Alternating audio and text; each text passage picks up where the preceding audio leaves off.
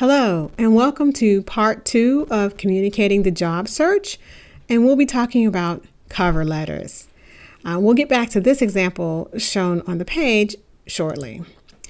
A cover letter is a formal document that must have consistent tone throughout. These are used to bridge the gap between specific information on your resume to specific information on a job description. To create a cover letter, you need to first analyze the rhetorical situation, which boils down to analyzing the job posting, going through it word for word, and trying to understand exactly what the writer wants in a job candidate. You should select from the job posting content that you wish to address. That might be job requirements or the qualifications that they specify. And it's best to organize your content into discrete paragraphs, responding specifically to the job ad. In a second, you will see an example that has between 5 and 6 paragraphs. Okay, this is the screen that you saw from the beginning of the slideshow. And this is just a layout of a cover letter. I just wanted to show you the anatomy so that you can see what it might look like to see some things filled in. You can use this as an example for your cover letters as well. Here's the last part of that example. It's really a template, and we'll talk a little bit about what to put inside the cover letter in just a few moments. So you can think of a cover letter as having essentially 5 discrete parts, all spread out through a number of paragraphs.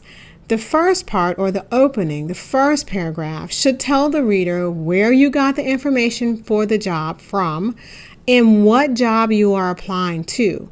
Now, you might think that that's trivial, but it really isn't. If you think about it, a company could be hiring across a number of positions and in the same department. So you really need to be specific. And they like to also track where the job ads are being most effective. So you might as well give them back that information. Additionally, in the opening, you should lay out very quickly what your qualifications for the job are. So for example, if they're calling for a bachelor degree in engineering, you should mention that you have one. Or if they're looking for an MFA, you want to specify that as well in the first paragraph. The second paragraph is where you start to talk about the stated requirements. So you look at the job ad and it will say, candidate must possess blah, blah, blah. This is when you let them know you have what they are looking for, or you say to them, I don't have a degree in accounting, but I have a degree in math, and I've taken 5 accounting classes, and I have a minor in accounting, or something to that effect. You let them know about your credentials and how your credentials line up with their requests. So the second paragraph is the company's must-have requirements.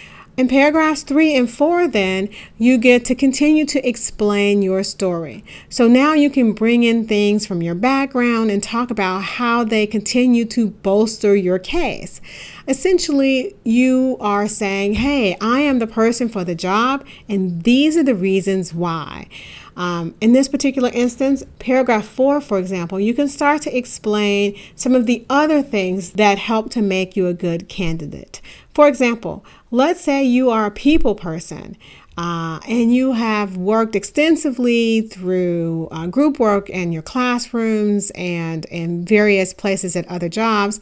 You can bring that experience in and talk about how that might fit this particular job.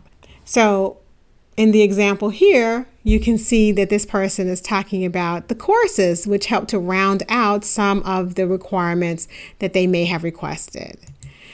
Then in paragraph 5, you want to hammer home the case that you are the right person for this job. This is where you sort of summarize some of the things you might have alluded to. Maybe you're an excellent communicator and you want to bring that in. You can bring that in other ways, maybe through some other outside activities. But paragraph 5 is the way to say, yes, I applied to this job ad. And you can clearly see through what I've discussed, I'm the person for the job, and just quickly, this is why. Finally, in the conclusion, which is approximately paragraph 6, you let them know how you would like to be reached. If you want to be called at a particular phone number, you would include that phone number. And at a particular email, you would include that as well.